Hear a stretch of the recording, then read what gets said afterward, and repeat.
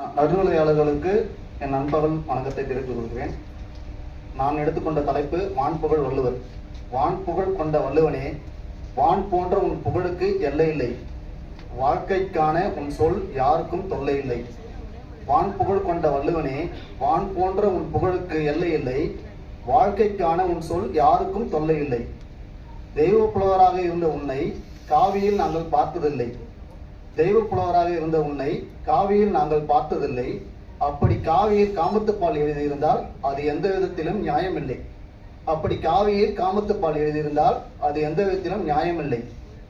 நீ எழுதிய குரலுக்கு நிகழ்காலத்தை தவிர இறந்த காலத்திற்கு இடமில்லை. நீ எழுதிய குரலுக்கு நிகழ்காலத்தை தவிர இறந்த காலத்திற்கு இடமில்லை. எந்த யுகத்திலும் நீ எழுதியதை ஏற்காதோர் யாரும் இல்லை. எந்த யுகத்திலும் நீ எழுதியதை ஏற்காதோர் யாரும் இல்லை. உங்கள் உரையில் பிரிவினைக்கு இடமில்லை. உங்கள் உரையில் பிரிவினைக்கு இடமில்லை. பிரிவினைவாதிகளுக்கோ நீ எழுதிய திருக்குறளை தொடக்கூட மனமில்லை. உங்கள் உரையில் பிரிவினைக்கு இடமில்லை.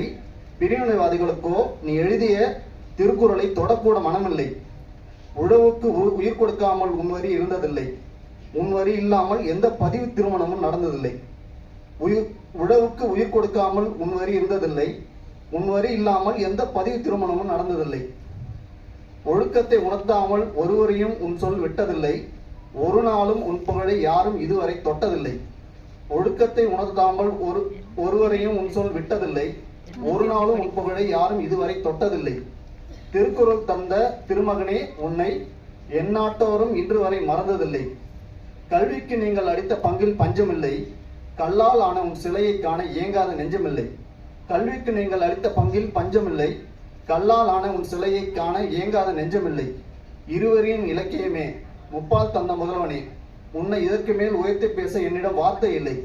இத்தனை வரிகள் சிரமப்பட்டு சிறு கவிதை எழுதிய நான் எந்த விதத்திலும் கவிஞன் இல்லை. இது என்னுடைய முதல் மேடையே தான், முதல் கவிதை இதுதான். நன்றி.